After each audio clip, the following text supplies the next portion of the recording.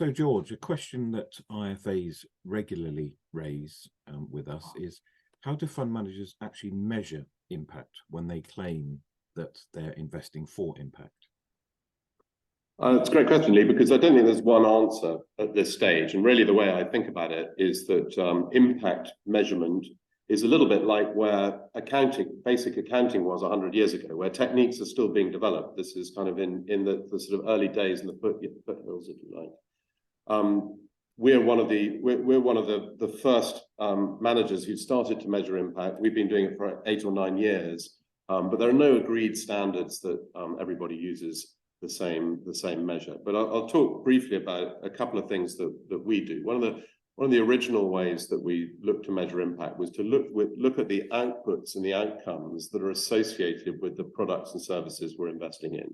We're investing in companies that are having, through the use of their products, whether they're renewable energy products or whether they're resource efficiency, maybe products in healthcare settings, through the use of those products, they're having a positive impact on society or the environment.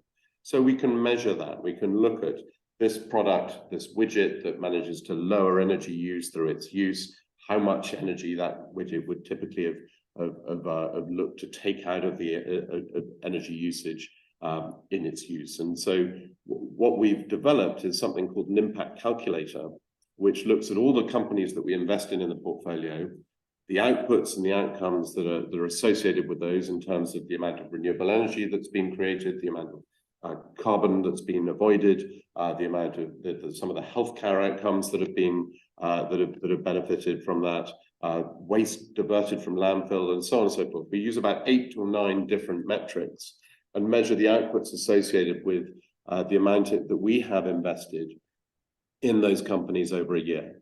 Now, the critical thing is not to draw a line of sight over those. So we use very carefully this language of the impacts associated with those investments, because we can't claim a cause and effect that investment at the start of the value chain owns that impact at the end of the value chain. Nobody does, not even the companies that are producing the wind turbine. They don't own the impact of lower carbon emissions. The ultimate user, the person who buys renewable energy, is the person who owns that impact. So we need to be careful that we don't overclaim in that context. But it means that we can bring to life what an individual's investment is associated with in terms of real world outcomes. So the impact calculator has been a tool for measuring that impact.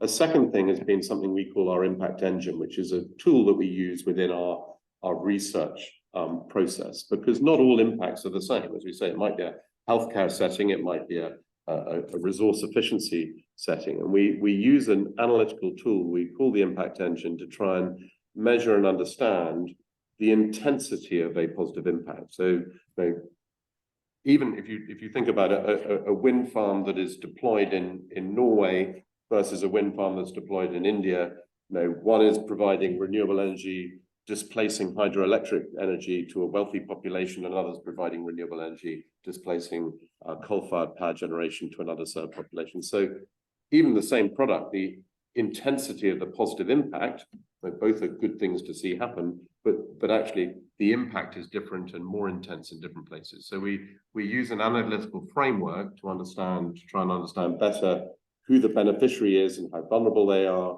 and how important the impact is to them.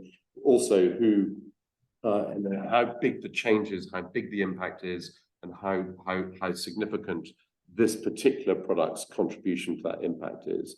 So again, another framework that we've developed. There's no standardization about this, but those are 2 examples of ways that we measure impact.